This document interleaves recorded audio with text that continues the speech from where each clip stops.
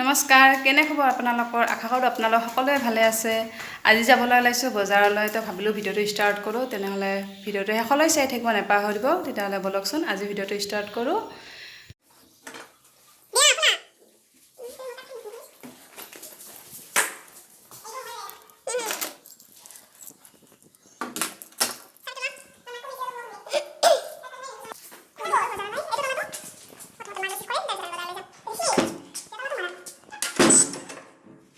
ইমান যে ৰ'দ দিছে, কোনে ক'ব ঠাণ্ডাৰ দিন আহিছে।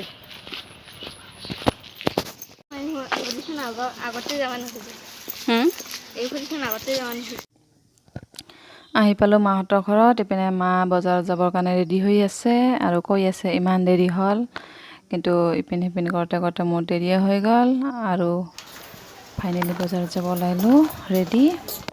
আৰু এতিয়া আমি বিচাৰি আছোঁ ই ৰিক্সা, ক'তো দেখা নাই, নহ'লে যাব অসুবিধা হ'ব। অলপ আগুৱাই আগুৱাই গৈ আছোঁ, যিমান দূৰ পাৰোঁ খোজকাঢ়ি গৈ থাকোঁ। আৰু ফাইনেলি পাই গ'লোঁ ই ৰিক্সা আৰু এতিয়া যাম আমি বজাৰলৈ। ভাবিলোঁ যাওঁতে আপোনালোকক অলপমান দৃশ্য দেখুৱাই যাওঁ।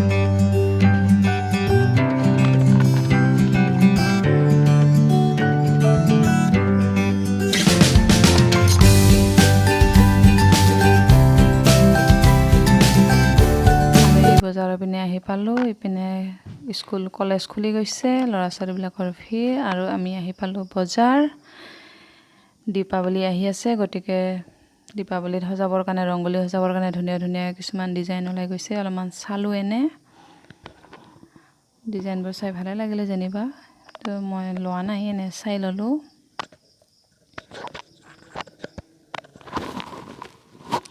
আৰু অলপ দূৰ গৈ পিনে দেখিলোঁ ইপিনে ধুনীয়াকৈ ওলাই গৈছে গোটেইবিলাকে চাকি বাতি। ইপিনে এইবিলাক ওলাইছে, চাবলৈ এনেই ভাল লাগে, বাঁহৰ বস্তু।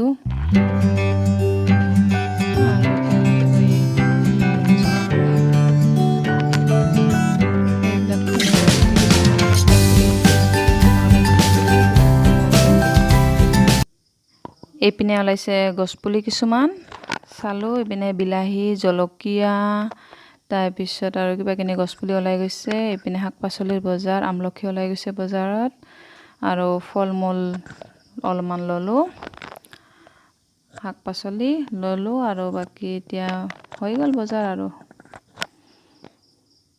এতিয়া আমি দুই এটা বস্তু লৈ পিনে ঘৰত যাওঁ আৰু।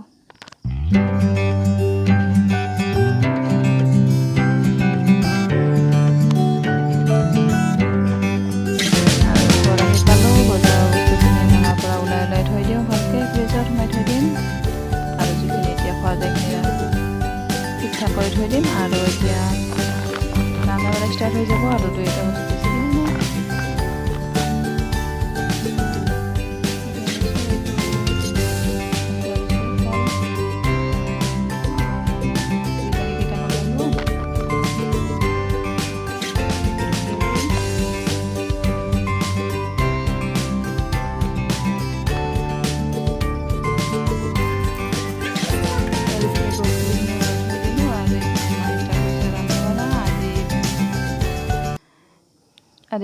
ইপিনে মায়ে বনাইছে, কেৰাহীত শাক বহাই দিছে।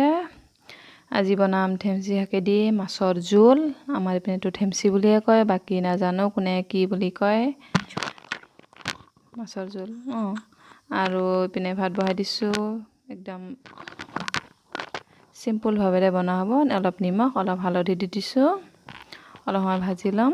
আৰু ইপিনে এইখিনি সৰিয়হৰ পাত, এইখিনি এনে কেঁচাই খাম। আৰু ইপিনে শাকখিনি হৈ গৈছে আৰু ইপিনে মাছখিনি ভজা হৈ গৈছে। মাছখিনি ভাজি লোৱা হৈছে ভাল কৰি আৰু ইপিনে মাজে মাজে শাকখিনি মই লৰাই দি গৈছোঁ। মায়ে মাছ ভাজি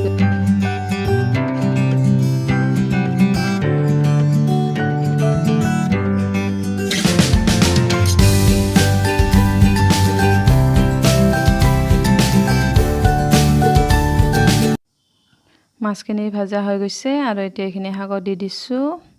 যিহেতু মাছ দি ঢেমচি শাকৰ জোল বনাম, তো এতিয়া অলপমান ইয়াতে মই পানী দি দিছোঁ।